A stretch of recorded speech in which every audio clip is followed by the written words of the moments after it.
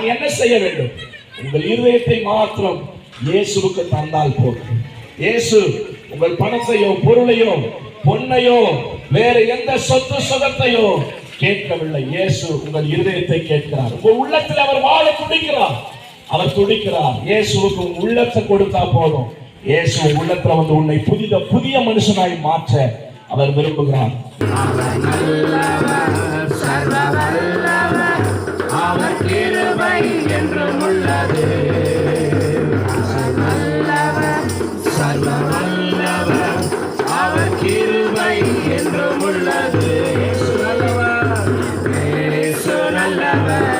வாசற்படியில நிற்கிற இயேசுவுக்கு நீங்கள் உங்கள் இதய கதவை திறந்து தந்தால் போதும்.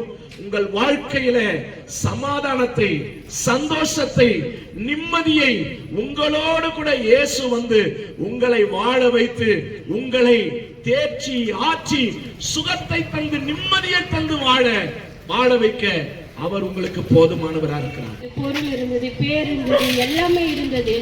ஆனாலும் நாங்க கும்பிட்ட தெய்வம் வந்து எங்களை கைவிட்டுருச்சு. ஆனால் எங்க அப்பா வந்து நல்லா 3 லாரி எல்லாமே வச்சுட்டு இருந்தாரு. யாரோ ஏதோ மந்திரம் செஞ்சு எங்களை வாழ விடாம ரொம்ப கஷ்டப்பட்டு, ஒருவேளை சாப்பாடு கூட கஷ்டப்பட்டோம். நாங்கள் சொந்த வீடெல்லாம் இருக்கு, வீடெல்லாம் விட்டுட்டு நாங்கள் வந்து பரதேசியா ஒரு இடத்துக்கு போக வேண்டிய சூழ்நிலை அமைஞ்சிட்டு, இருக்க இடம் இல்லை, உடுக்க உடை இல்லை, சாப்பிட ஆகாரம் இல்லை, அப்படியெல்லாம் நாங்கள் கஷ்டப்பட்டு இருக்கிறோம். தேவன் தான் எங்களுக்கு அது மாத்திரம் இல்லை, கடன் பிரச்சனை, பலவிதமான போராட்டங்கள், வியாதி, பிசாசு போராட்டம், இது எல்லாமே எங்கள் குடும்பத்தில் எல்லாமே சூழ்ந்திருந்தது. யார் வேணாலும் எந்த நேரத்தில் வேணாலும் மறித்து போகலாம் அப்படின்ற சூழ்நிலை கூட இருந்தது. அம்மா சொல்லுவாங்க, அம்மா நம்ம எல்லாரும் விஷம் வச்சு நம்ம சாப்பிட்டு செத்து போயிடலாம் அப்படின்னா கூட சொல்லியிருக்கிறாங்க. நல்லா வாழ்ந்த குடும்பத்தை நாங்கள் கும்பிட்ட தெய்வம் எல்லாம் எங்களை கைவிட்டுருச்சு. ஆனாலும் எங்களை கைவிடாமல் அப்போதான் நாங்கள் ஆண்டவரை ஏற்றுக்கணும். நாங்கள் வாலிபத்தில் எல்லாரும் சபைக்கு போகிறாங்களே, அவர் சமாதானம் தரேன்னு சொல்கிறாரு, சந்தோஷம் தரேன்னு சொல்கிறாரு, நிம்மதி தரேன்னு சொல்கிறாரு. அந்த தெய்வத்துக்கிட்ட நம்ம போகலாம், அந்த தெய்வமாச்சு நம்மளுக்கு ஒரு விடுதலை கொடுக்கும் அப்படின்னு சொல்லி தான் நாங்கள் போனோம். நானும் எங்கள் அக்காவும் தான் போனோம். இதில் பிசாசு போராட்டம் வேற எங்களுக்கு. இதுல இருந்து ஆண்டவர் தான் எங்களுக்கு பிசாசுல இருந்து விடுதலை கொடுத்தாரு, நல்ல ஒரு வீடை கொடுத்தாரு, குடும்பத்துல சமாதானத்தை கொடுத்தாரு, சந்தோஷத்தை கொடுத்தாரு, கடன் பிரச்சனையை மாற்றினாரு. இன்னைக்கு நாங்க நல்லா இருக்கிறோம், 4 பேர் முன்னாடி நல்லா இருக்கிறோம்னா அது இயேசுதான்.